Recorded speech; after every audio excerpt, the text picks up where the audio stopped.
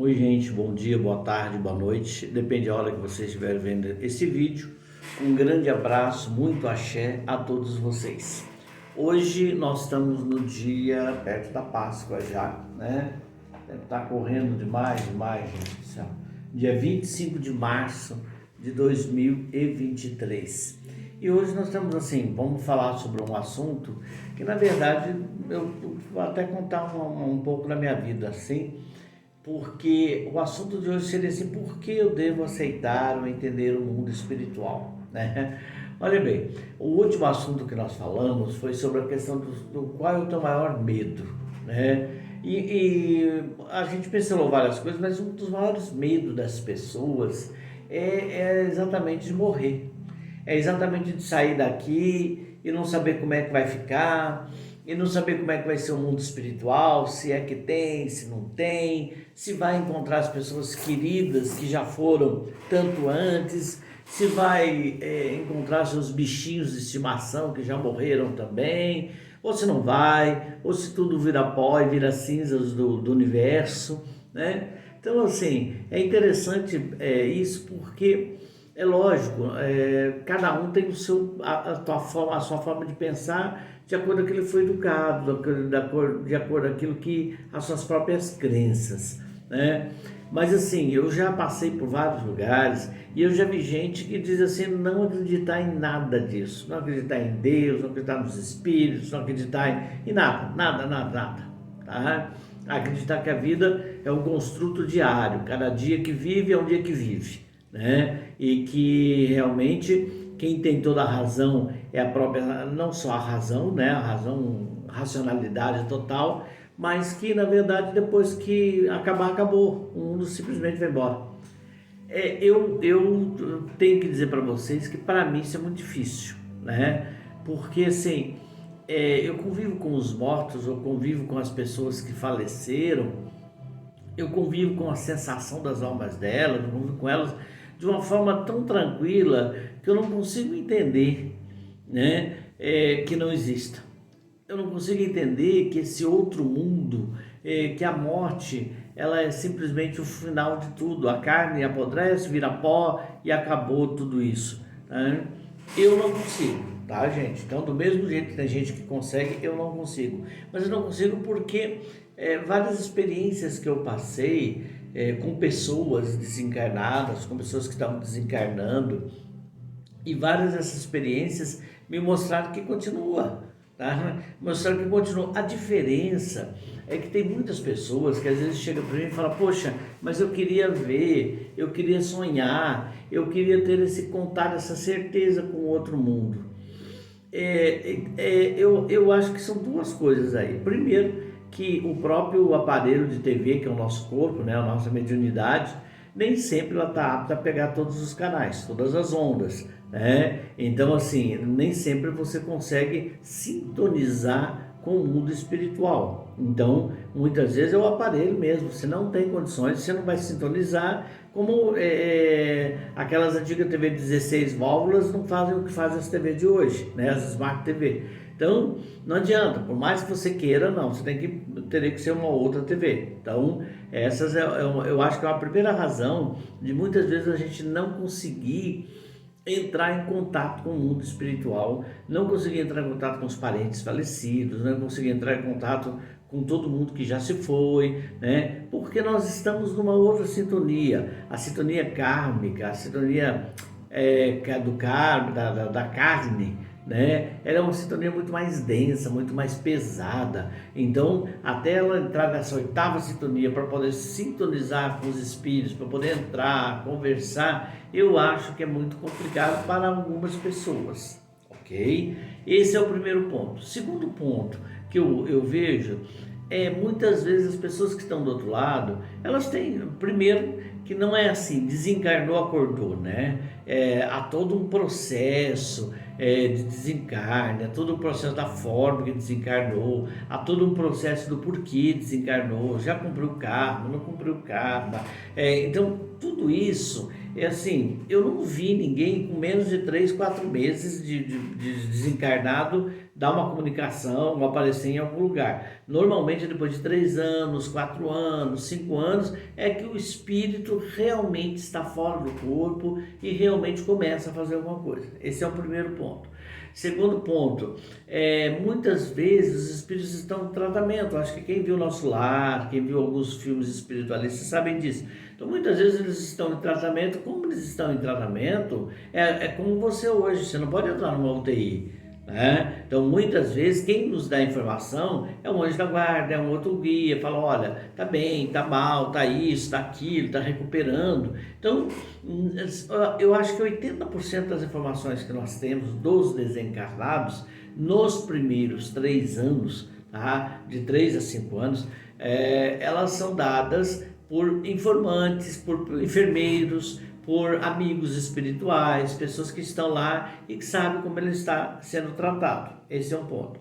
Agora, é lógico que você tem espíritos que demoram muito mais que isso. Eu já vi espírito demorar 50 anos, tá? Para poder tomar consciência. Quer dizer, ele morreu lá em 1920 e ainda não tinha tomado consciência em 1970, tá? Então, assim, então você tem espíritos que são mais apegados à terra, são mais apegados às coisas, mais apegados à matéria. Então ele não consegue compreender essa coisa de sair, de morrer, de ter que trocar. Então isso também tem, tá? Então realmente não é um prazo, não é para todo mundo o mesmo prazo, não é para todo mundo a mesma forma, não é para todo mundo o mesmo jeito, tá?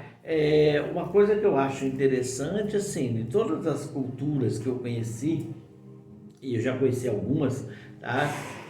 Os espíritos, eles são unânimes, eles vêm conforme o desencarnado, tá? Então, quer dizer, se o desencarnado é muçulmano, eles vêm para receber ele com aspectos muçulmanos, para que ele possa se identificar. Se o desencarnado é católico, ele vem com aspectos católicos, para se identificar. Se é espírita, kardecista, vem com aspectos kardecistas. Então, assim, o aspecto religioso, ele é muito importante nesse período de transição, tá? Mas e se ele era ateu? Se ele é ateu, vem com a forma de algum amigo, vem com a forma de algum parente, algum conhecido, alguém que ele tinha uma afinidade emocional. Tá? Então sempre a gente tem alguém, até com um animalzinho a gente tem, tá? Então normalmente são essas pessoas que fazem a recepção do outro lado. Então isso eu acho muito interessante, que eu já vi milhares de casos, e os casos eram esses, tá? De espíritos que são recebidos por essas pessoas.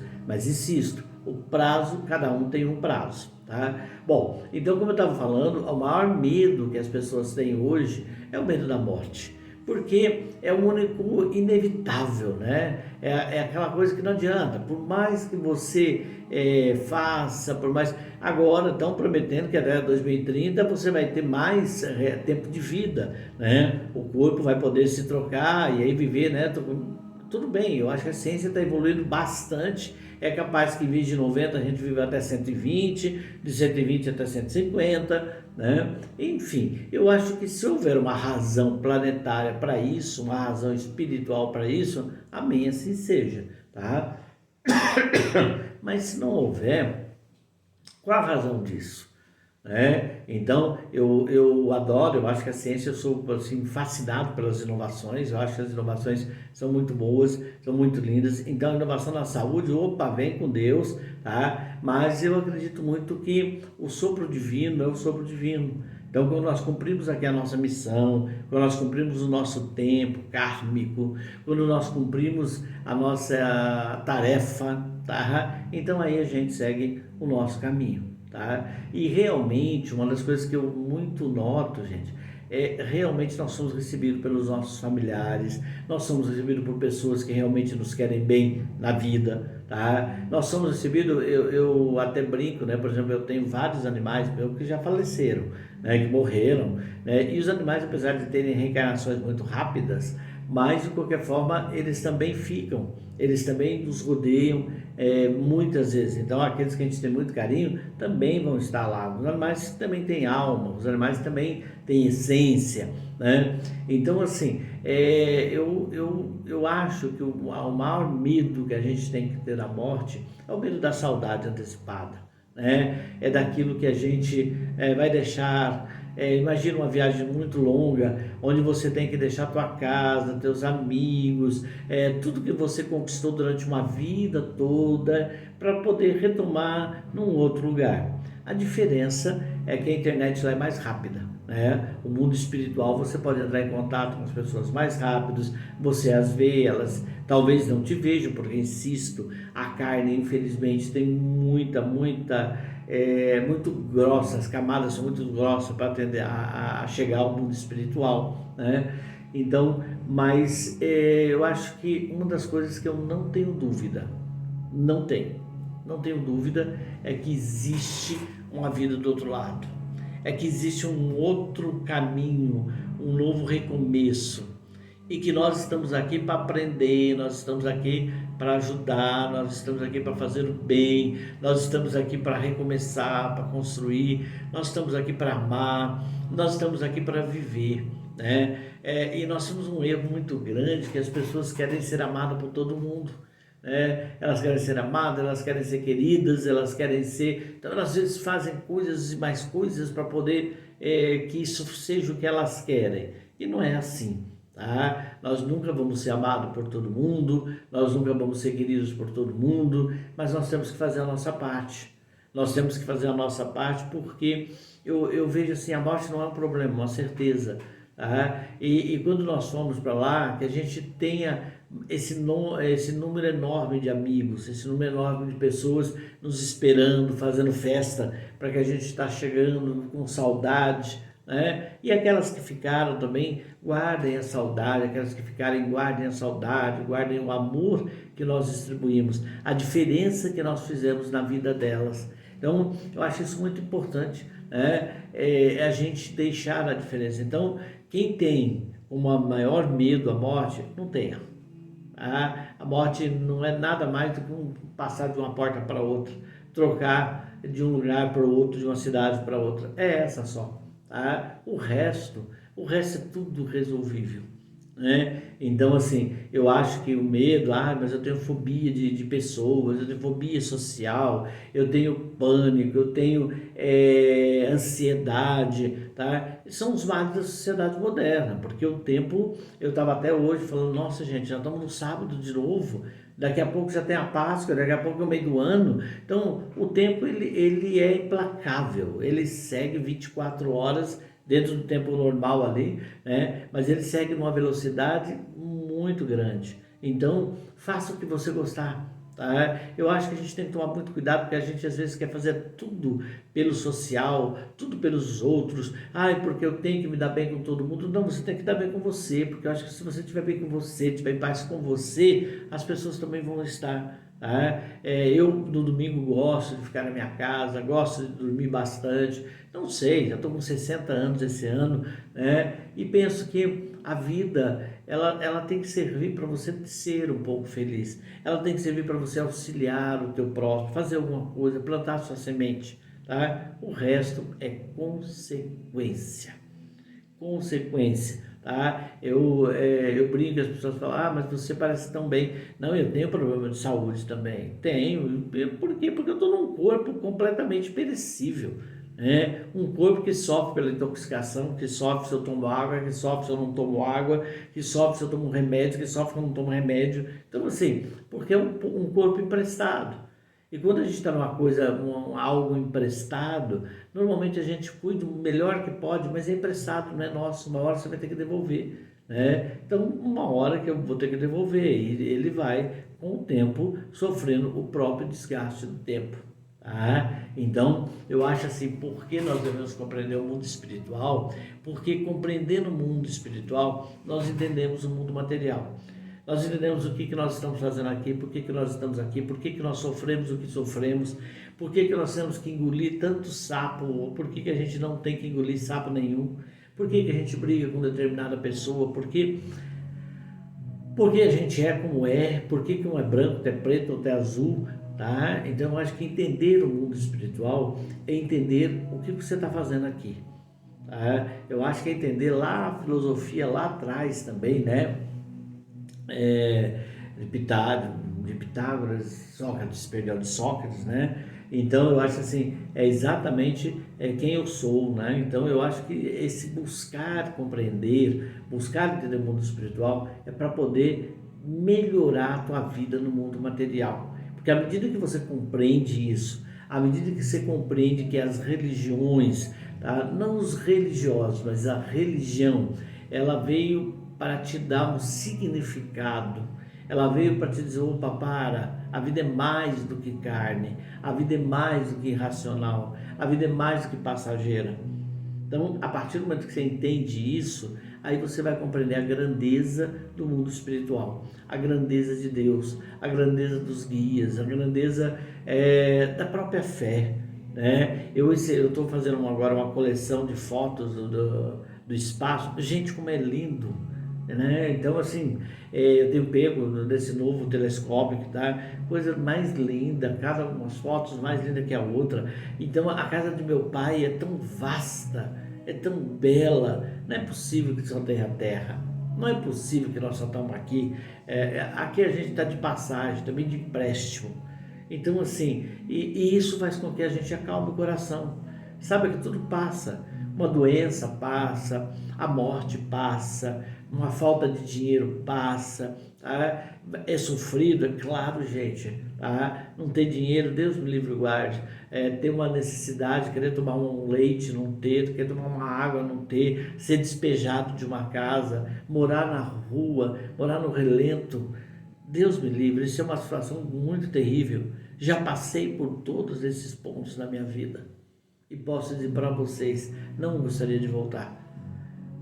Porque ninguém precisa passar por isso. Ninguém precisa sofrer tanto assim. Então nós estamos aí, todo mundo sabe, né? Todos vocês sabem, nós temos aí um trabalho social que nós já desenvolvemos há 38 anos.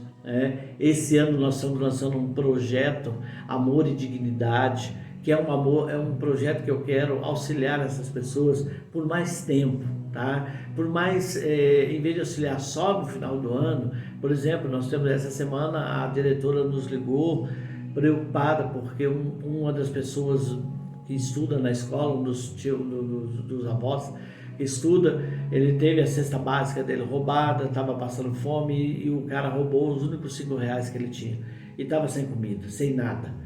Um barraco que está caindo, que chove mais dentro do que fora. Nós compramos cesta básica, fomos lá, levamos. Mas o que eu quero? Eu quero construir um barraco para ele. Eu quero dar uma dignidade para ele. Ele está com 74 anos, a mulher com 77, 78 anos. E não tem dignidade, gente. E eu acho assim, a gente tem que tentar mudar a vida. Se mudar de uma pessoa, você já mudou o mundo inteiro. Se você mudar de uma criança, você já mudou o mundo inteiro.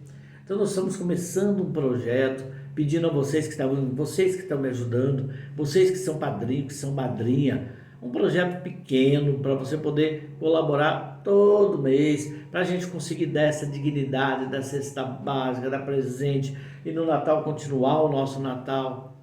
Fazer a nossa parte. E a nossa parte, olha gente, não é cara. Só que precisamos fazer. Precisamos tocar em frente. Então eu estou aí, nós estamos abrindo daqui mais ou menos umas 2 semanas, já vamos colocar o projeto no ar, vou mandar o projeto para todos vocês, Amor e Dignidade. Mais de um dia. Nós vamos tentar fazer uma coisa por um período mais longo, nós já estamos toda uma estrutura legal, toda uma estrutura social, toda uma estrutura psicológica, né, para poder ajudar essas pessoas de uma forma mais contínua, de uma forma mais tranquila. Não vamos resolver o problema do mundo. Não vamos resolver o problema de 400, 500 pessoas. Nós queremos resolver o problema daqueles que nós já atendemos há mais de 38 anos. Então, são aí 12, 13 pessoas que estão numa situação muito crítica, de miséria, né? Então, são essas pessoas que a gente quer ajudar. E aí, com certeza, uma pessoa ficando boa, ela ajuda a outra, ela ajuda a outra, ela ajuda a outra. E aí, a tal famosa corrente do bem, a tal famosa corrente do amor. Nós não podemos passar na vida sem deixar a nossa marca. Então, eu estou pedindo a você que me ouve, a você, meu amigo, a você, colaborador, a você, padrinho, a você, madrinha, a você, cliente, a você, fornecedor, vem conosco nessa corrente. Vem conosco nessa corrente e vamos aí ajudar essas pessoas. Vamos reconstruir a vida, dar dignidade a essas pessoas, dignidade mínima de roupa, de decência e de amor. O amor vence tudo. Vocês não fazem o mínimo de ideia como vence. Um beijo no coração de vocês, uma boa semana e até o próximo encontro. Um grande abraço, muito axé a todos.